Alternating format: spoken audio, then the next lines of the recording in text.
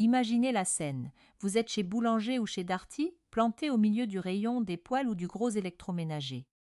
D'un côté, un modèle ultra design, couleur pastel sur l'emballage, avec un écran tactile brillant et une promesse révolutionnaire qui semble sortie d'un laboratoire de la NASA. De l'autre, un appareil au look plus austère, presque rétro, avec des boutons mécaniques tout bêtes, mais qui pèsent 2 fois plus lourd. Le premier coûte une fortune et vous fait de l'œil. Le second semble sorti de la cuisine de votre grand-mère. Lequel va réellement tenir la distance? La vérité, c'est que nous avons tous vécu ce moment de solitude. On a tous jeté à la poubelle une poêle soi-disant révolutionnaire au bout de 6 mois parce que son revêtement miraculeux s'écaillait. On a tous pesté contre cette cafetière connectée ou ce lave-linge qui lâche bizarrement 13 mois après l'achat, pile quand la garantie légale vient de s'expirer, vous laissant avec un devis de réparation plus cher qu'un appareil neuf. On en a tous assez de payer un surprix absurde pour du pur design marketing alors qu'au fond de nous, on sait très bien que la vieille cocotte en fonte Le Creuset ou le robot en métal hérité de la famille fonctionne toujours à la perfection après 30 ans de service. Dans cette vidéo, on va faire un grand ménage de printemps dans votre cuisine. Pas de jargon technique pour faire savant, pas de condescendance, juste une analyse froide d'expert à connaisseur. À la fin de ce diagnostic, vous saurez exactement quelles sont les 5 marques d'ustensiles et d'électroménagers dans lesquels vous ne devez plus jamais investir un seul euro. Et quels sont les 5 autres qui, dans le plus grand des calmes, constituent le meilleur investissement de votre vie pour les 20 prochaines années. Pour comprendre comment on en est arrivé là, il faut lever le voile sur les coulisses de l'industrie culinaire moderne. Pourquoi la qualité s'est-elle effondrée? La réponse tient en 2 mots, logique financière. La majorité des marques historiques que vous connaissez ont été rachetées par de grands fonds d'investissement ou des sociétés cotées en bourse. Pour ces géants, ce qui compte, ce ne sont pas les poêles qui durent toute une vie, ce sont les rapports financiers trimestriels. Pour afficher une croissance constante face aux actionnaires, ils n'ont que 2 leviers. Réduire les coûts de fabrication et pousser au réachat compulsif. C'est là que naît l'obsolescence programmée.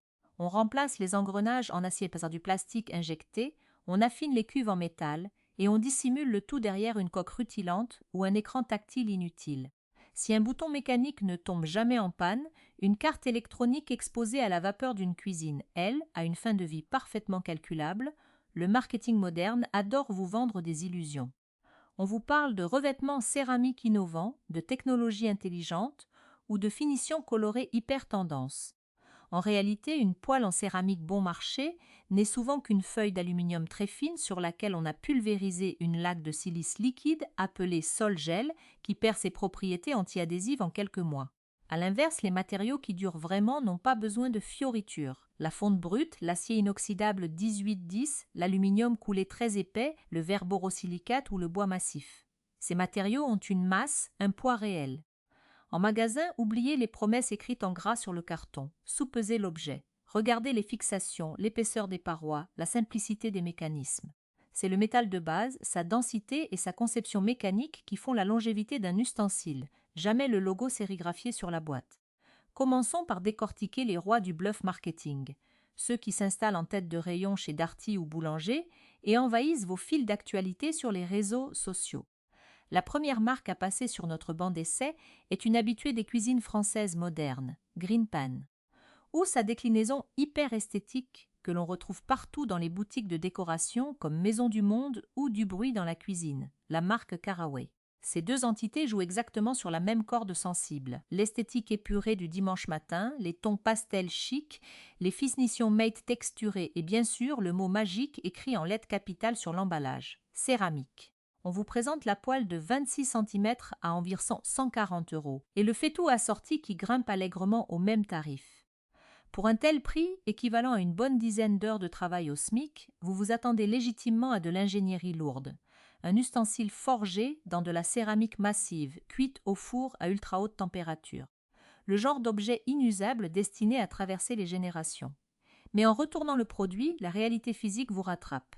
Ce que vous achetez en réalité, c'est un disque d'aluminium basique, embouti à la chaîne en usine, anodisé à la va-vite et vaporisé d'un revêtement de type Sol-Gel. Pour l'industrie, ce type de revêtement se négocie en gros à une fraction infime du prix de vente final. Autant dire qu'une fois l'objet posé sur l'étal du magasin, la marge brute frôle les 40 à 50%. Dans le jargon des communicants, le terme céramique a été totalement vidé de sa substance scientifique. Un sol-gel n'est absolument pas de la céramique au sens structurel ou mécanique. C'est un mélange liquide à base de silice que l'on pulvérise à froid sur l'aluminium avant de le passer dans un four de séchage pour le durcir. Des enquêtes journalistiques poussées, notamment publiées par le journal The Guardian, sur cette catégorie d'ustensiles prétendument sains et non toxiques, ont mis en lumière l'utilisation de compositions chimiques opaques sous secret industriel, incluant du dioxyde de titane et parfois même des traces de métaux lourds chez certains concurrents low cost.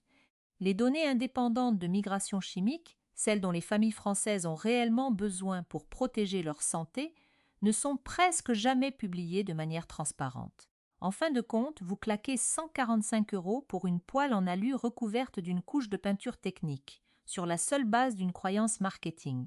Lorsque le discours publicitaire et les réalités d'usine n'ont plus rien en commun, la seule chose qui reste premium dans votre cuisine, c'est le montant sur votre ticket de caisse. Si on calcule le coût par année de service, sachant que ce type de revêtement sol-gel perd son pouvoir anti-adhésif et commence à s'user en moyenne après 18 mois d'utilisation sur une plaque à induction classique. Votre poêle vous revient à près de 96 € par an. Un calcul financier désastreux pour un ménage français moyen, mais si Caraway ou Greenpan dissimulent habilement leur tambouille chimique derrière des photos Instagram flatteuses. D'autres marques fuient carrément devant les procédures judiciaires et les actions de groupe. Parlons de la marque Urplace et de son produit phare, la poêle Always Pen, que vous avez forcément vu passer si vous achetez vos ustensiles en ligne sur les marketplaces ou via les publicités ciblées. Derrière cette marque, on retrouve des fonds de capital risque extrêmement agressifs, dont Dreamers VC, le fonds de l'acteur Will Smith.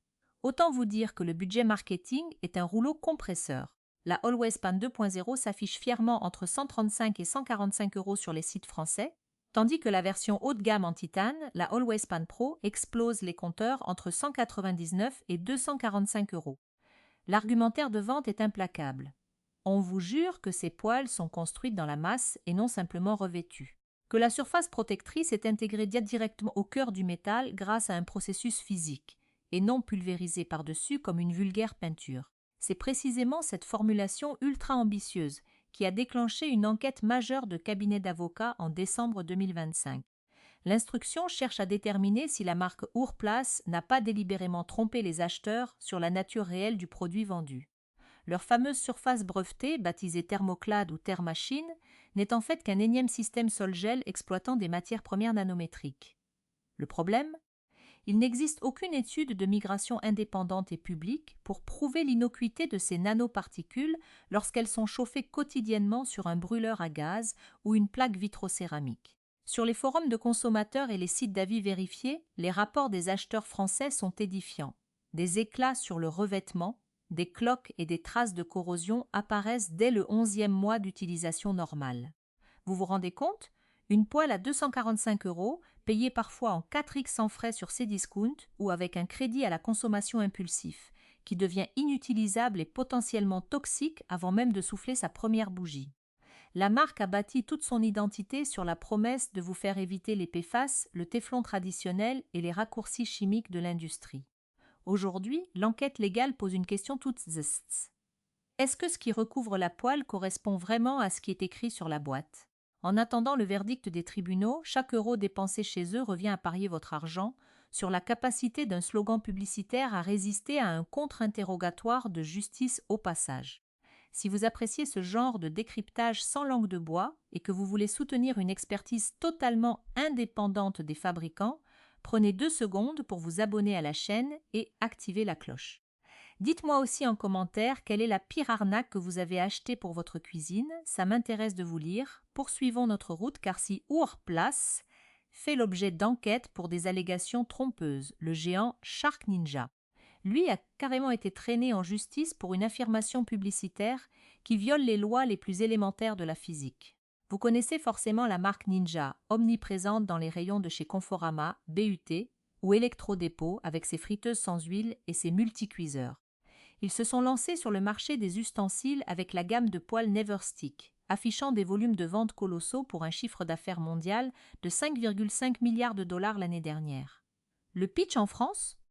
Les poêles Neverstick seraient fabriqués en fusionnant le revêtement à une température maximale de 30 000 degrés Fahrenheit, soit environ 16 500 degrés Celsius. Pour enfoncer le clou, le marketing ajoutait fièrement que c'était 3 fois plus chaud que la surface du Soleil, estimé à environ 5 500 degrés Celsius. Une action collective lancée en 2024, baptisée Brown contre Shark Ninja, a remis les pendules à l'heure en qualifiant cette affirmation de ce qu'elle est, physiquement impossible. Petit rappel de physique de niveau collège, l'aluminium, qui constitue la base métallique de la voile Ninja, fond et se liquéfie totalement à 660 degrés Celsius. Tenter de le chauffer à 16 000 degrés relève de la pure science-fiction ou de la désintégration atomique. Avant ce procès, le bureau de vérification de la publicité avait déjà contraint Shark Ninja à retirer de ses emballages les mentions « ne colle jamais »,« ne s'écaille jamais » et « garanties à vie », faute de preuves techniques pour les étayer. Regardons maintenant les chiffres cachés sous le capot. La maison mère Shark Ninja a affiché des ventes nettes records en 2024 avec une marge brute de 49%, portée par une augmentation massive de 145 millions de dollars de son budget publicitaire en un an. Vous l'avez compris, cet argent ne va pas dans la recherche et développement pour inventer l'ustensile du futur. Il va dans un mégaphone publicitaire géant pour saturer l'espace visuel des consommateurs.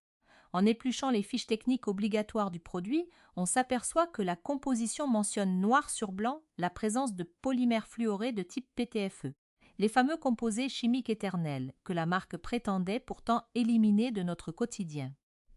Sur le terrain, les avis des clients français décrivent un revêtement qui cloque, pèle ou s'effrite en moins de 2 ans sur les modèles de 30 cm vendus entre 50 et 100 euros. En achetant ce produit, vous n'achetez pas un outil culinaire conçu pour survivre à votre table de cuisson. Vous achetez une part des 145 millions de dollars de publicité télévisée et d'influenceurs, pulvérisés sur une vulgaire feuille d'aluminium de 2 mm d'épaisseur. Cette guerre des poêles jetables fait beaucoup de bruit. Mais c'est dans le rayon du gros électroménager que les dégâts financiers pour votre budget familial deviennent catastrophiques. Là, on ne parle plus de perdre 100 euros dans une poêle qui pèle, mais de débourser entre 1 500 et 3 000 euros pour un réfrigérateur américain ou un combiné multiporte, avec des dossiers judiciaires qui pèsent des tonnes. Ouvrons le dossier Samsung. La grande affaire Bianchi contre Samsung Electronics s'est soldée par un accord de règlement couvrant des dizaines de modèles de réfrigérateurs de type French Door équipés de distributeurs d'eau et de glaçons en façade. Les références visées par les plaintes, que l'on retrouve par milliers dans les cuisines françaises, listent les séries RF23, RF24 ou RF26. Les conclusions des rapports d'expertise se lisent comme un inventaire de cauchemars domestiques, des fabriques à glaçons qui gèlent en un seul bloc de glace compact, des distributeurs en façade qui fuient en permanence et transforment votre cuisine en patinoire, des ventilateurs internes qui se mettent à vibrer en générant un bruit de moteur de camion mesurable d'une pièce à l'autre de la maison, et pire encore, des compartiments de réfrigération incapables de maintenir une température de sécurité alimentaire sous la barre des 4 degrés Celsius. Les bases de données techniques des grands réparateurs d'électroménager, notamment le rapport annuel de Yale Appliance, basé sur des dizaines de milliers d'interventions, classe le taux de panne en première année des réfrigérateurs Samsung entre 8 et 12%. En comparaison, des marques européennes plus rigoureuses se situent entre 5 et 8%. Ce n'est pas un petit écart statistique. Cela signifie concrètement qu'un appareil sur 10 nécessite l'intervention d'un technicien à domicile avant même que la facture en papier ne commence à jaunir dans votre tiroir. En 2025 et 2026, de nouvelles procédures et vagues de plaintes ont continué de cibler les derniers modèles de la marque, prouvant que les défauts de conception structurelle n'ont pas disparu avec la clôture des anciens dossiers. Le calcul est d'une simplicité limpide. Chez cette marque, vous n'achetez pas un outil de conservation. Vous payez un ticket d'entrée pour tester, à vos dépens, si votre exemplaire sera celui qui lâchera au bout de 14 mois si Samsung fait face à des vagues de procédures continues. Son principal concurrent coréen, LG, a déjà dû passer à la caisse à une échelle que la plupart des consommateurs français n'imaginent même pas. Le scandale majeur lié à leur fameux compresseur linéaire inversé a touché plus de 1,55 million de propriétaires de réfrigérateurs à travers le monde. Imaginez ce chiffre vertigineux. Plus d'1,5 million de foyers déposant exactement la même plainte, pour la même pièce défectueuse, chez le même fabricant. Une nouvelle action collective lancée en 2025 affirme que le défaut de conception de ce compresseur perdure sur les gammes récentes vendues actuellement en magasin. Cela signifie que la réponse des ingénieurs de LG n'a pas été de corriger le problème à la racine, mais simplement de reconduire la même architecture technique défaillante sur la génération suivante pour préserver les lignes de montage industrielles. Derrière les numéros de dossiers juridiques, il y a la réalité quotidienne des familles françaises. Un matin, vous vous réveillez et le réfrigérateur payé 2 500 € chez Carrefour ou Darty s'est arrêté net de refroidir pendant la nuit. Vous retrouvez pour des centaines d'euros de viande, de laitage et de produits surgelés gâchés, flottant sur le sol de la cuisine. S'ensuit le parcours du combattant. Des visites répétées du service après-vente où le technicien ne peut rien faire d'autre que remplacer le compresseur défaillant par une pièce identique qui finira par lâcher de la même façon 2 ans plus tard. Il faut savoir qu'une panne sur le circuit scellé d'un réfrigérateur, impliquant le remplacement du compresseur et la recharge de gaz réfrigérant, n'est pas une petite réparation de routine. Chez un réparateur indépendant ou hors garantie, le coût de la main-d'œuvre qualifiée et des fournitures spécifiques flirtent avec le prix d'un appareil neuf. C'est pour cette raison que la majorité des consommateurs finissent par abandonner et rachètent un autre appareil, envoyant le premier à la casse. Par le nombre de foyers touchés, c'est le scandale le plus retentissant de toute l'industrie de l'électroménager. En choisissant ce modèle pour son grand écran connecté ou sa porte vitrée qui s'allume quand on toque dessus, vous n'achetez pas de la fiabilité culinaire. Vous achetez un ticket de loterie au milieu d'1,5 million d'autres perdants, en croisant les doigts pour que votre cuisine ne devienne pas le prochain numéro de dossier sur le bureau d'un avocat. Après avoir passé au crible les champions des campagnes publicitaires et des pannes à répétition, changeons radicalement d'atmosphère. Quittons le monde du plastique et des écrans tactiles éphémères pour entrer dans celui des ingénieurs, des usines familiales et des machines construites pour durer des décennies. Ici, l'argumentaire ne repose pas sur une couleur tendance ou une application connectée, mais sur des faits techniques mesurables. Une disponibilité des pièces détachées sur le long terme et une philosophie de fabrication à contre-courant de l'obsolescence programmée. Le premier exemple de cette rigueur technique va surprendre beaucoup de monde. Si vous pensiez que les vieilles marques de l'électroménager traditionnel étaient toutes devenues des coquilles vides, l'étude annuelle de fiabilité J.D. Power 2025. Basée sur plus de 12 000 avis de consommateurs et plus de 1000 interventions techniques réelles, vient de sacrer la marque GE Appliance, anciennement General Electric, aujourd'hui sous l'égide industrielle du groupe Haier, comme la marque d'électroménager la plus fiable du marché. Les chiffres sont implacables et froids. La marque décroche la première place dans 4 catégories majeures de la cuisine. Les réfrigérateurs américains dits side by side affichent seulement 52 problèmes pour 100 appareils. Les modèles multiportes ou French Door se positionnent à 65 problèmes pour 100, les congélateurs supérieurs tombent à 51 problèmes pour 100 et les appareils de cuisson atteignent le score exceptionnel de 37 problèmes pour 100. Leur note globale de satisfaction pour le service après-vente culmine à 778 sur 1000, le sommet absolu de l'étude. Cette performance se double d'une reconnaissance publique majeure pour la longévité de leur lave-vaisselle. Depuis le rachat et les investissements massifs de plus de 3,5 milliards d'euros injectés dans les structures de production, la marque a restructuré ses plateformes techniques. Leur catalogue va de la sous-marque d'entrée de gamme Hotpoint, ultra présente dans la grande distribution française comme chez Auchan ou Carrefour, jusqu'aux déclinaisons premium et design comme les gammes café ou monogramme que l'on chine pour les cuisines d'architectes. Le retournement de situation est total. Cette ingénierie que beaucoup de foyers pensaient dépasser sur classe aujourd'hui des géants européens de la communication sur les seuls critères qui comptent pour votre portefeuille. Est-ce que l'appareil fonctionne encore au bout de 5 ans et est-ce qu'il tombe en panne lors des 12 premiers mois? Cette marque apporte la preuve par les chiffres que la recherche de la simplicité mécanique fonctionne toujours. Si cette approche industrielle permet de contenir les coûts. La marque Whirlpool applique exactement la même recette pour maintenir vos factures de réparation au plus bas. Le groupe Whirlpool Corporation, qui englobe les marques Whirlpool, Maytag, l'historique Laden en France et le haut de gamme KitchenAid, partage les mêmes plateformes d'assemblage. Les mêmes composants d'usine et près de 90% des mêmes pièces matérielles d'un appareil à l'autre. Lorsque vous vous tenez devant le rayon de chez Darty ou Conforama et que vous payez un supplément pour le logo KitchenAid sur un vaisselle ou un réfrigérateur, vous financez principalement les finitions esthétiques, l'habillage en acier brossé, l'agencement du panneau de commande et les options de confort. Les entrailles mécaniques, le moteur de pompe, le compresseur et les circuits de fluide sous la carrosserie sont rigoureusement identiques à ceux du modèle Whirlpool, vendu 2 fois moins cher. Et la fiabilité découle directement de cette standardisation poussée.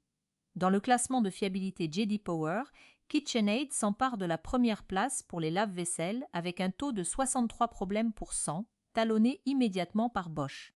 Les données techniques de dépannage de Yale Appliance confirment la tendance en plaçant ces lave-vaisselle à un taux de panne en première année de seulement 8,2%, juste derrière les marques de très grand luxe comme Miele. En parallèle, les réfrigérateurs multiportes de la maison mère s'octroient la 2e place du classement de fiabilité.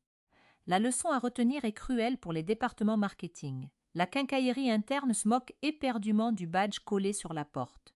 En faisant vos comptes et en choisissant la marque sœur la moins chère du groupe, vous obtenez exactement la même robustesse mécanique pour un prix d'achat initial bien plus doux. Un lave-vaisselle Whirlpool acheté 500 € qui dure 10 ans revient à un coût par année de service de 50 €. Un excellent ratio pour un budget familial. Pour ceux qui cherchent la certitude statistique absolue sans pour autant basculer dans le luxe inaccessible, il faut se tourner vers l'allemand Bosch.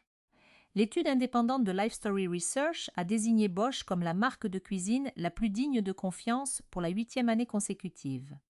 On ne parle pas ici d'un trophée publicitaire éphémère acheté pour une campagne de Noël, mais de près d'une décennie de données de sondage de consommateurs qui pointent toutes dans la même direction. Les rapports techniques de maintenance corroborent cette réputation.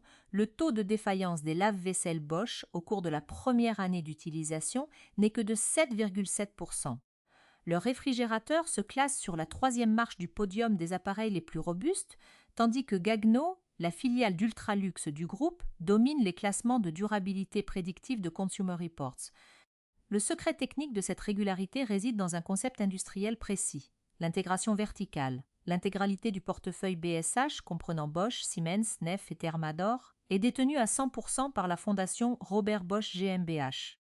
L'intégration verticale signifie que l'entreprise conçoit, fond et assemble ses propres moteurs électriques, ses propres corps de pompe et ses propres cartes de gestion électronique sous son propre toit, au lieu de lancer des appels d'offres internationaux pour acheter les composants les moins chers chez des sous-traitants obscurs.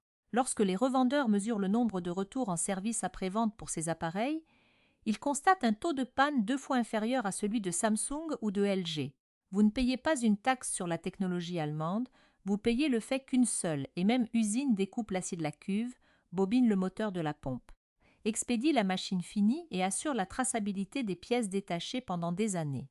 Le seul point faible de ces appareils réside dans leur relative austérité esthétique et des délais de livraison, parfois longs sur les modèles haut de gamme encastrables.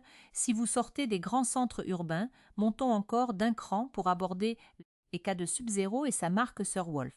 Le monument absolu du froid à la longévité presque irréelle. Si Bosch conçoit des appareils qui tombent rarement en panne, Sub-Zero construit des réfrigérateurs pensés pour survivre à la maison dans laquelle ils sont installés. L'entreprise est restée familiale, aux mains de la même dynastie depuis 3 générations, et maintient ses usines de production historiques sans aucune délocalisation. Le cahier des charges du fabricant stipule que chaque produit doit être conçu pour une durée de vie minimale de 20 ans en utilisation intensive. Sur le terrain, les techniciens de maintenance indépendants rapportent qu'il est tout à fait courant de réparer des unités en service depuis 25 ou 30 ans, car les pièces d'origine d'usine restent disponibles, même pour des modèles sortis des lignes d'assemblage au début des années 1990. Évidemment, le ticket d'entrée dans les magasins spécialisés ou les enseignes de prestige comme le Bon Marché donne le vertige. Comptez entre 9 000 et 14 000 € pour un modèle encastrable de grande capacité. Mais examinez les conditions de la garantie écrite dans la boîte, elle résume à elle seule la confiance des ingénieurs. Vous bénéficiez d'une garantie totale de 2 ans, poussée à 3 ans si l'installation est réalisée par un technicien certifié par l'usine, d'une garantie totale de 5 ans sur l'intégralité du circuit scellé, incluant le compresseur, le condenseur, l'évaporateur et les tubulures, pièces et main-d'œuvre comprises, et d'une garantie limitée de 12 ans sur les pièces de ce même circuit de froid.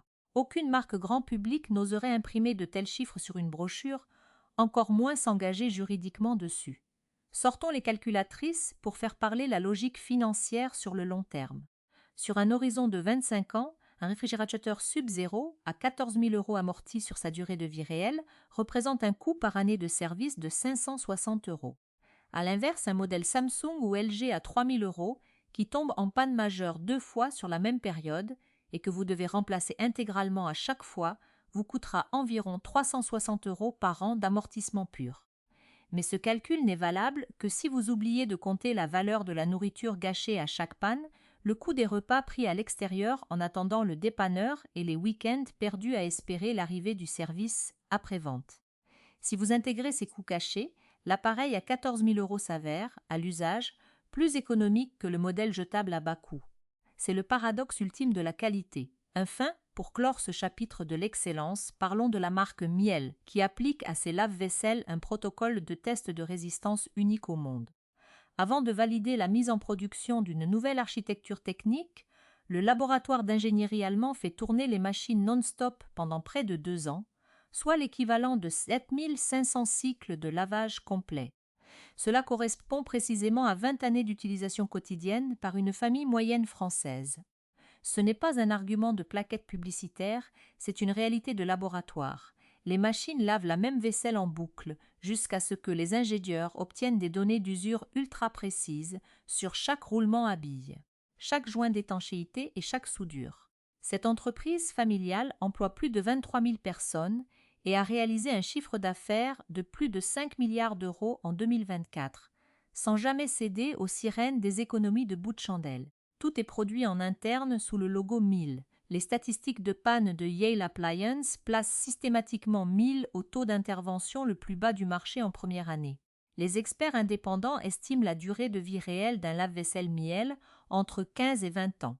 Pour leur anniversaire historique, la marque est allée jusqu'à proposer des extensions de garantie officielle de 125 mois, soit plus de 10 ans de couverture totale, un engagement impensable pour la concurrence. Comparons cela avec un lave-vaisselle d'entrée de gamme à 600 € acheté chez Electrodépôt ou Cdiscount, qu'il faut remplacer tous les 4 ou 5 ans à cause d'une cuve en plastique qui fuit ou d'une pompe irréparable. Le modèle Miele, vendu autour de 1 800 € amorti sur 20 ans, affiche un coût par année de service de 90 €. Il est totalement rentabilisé dès la 10e année et continuera de laver vos assiettes à la perfection au moment même où votre 3e lave-vaisselle d'entrée de gamme prendrait le chemin de la déchetterie.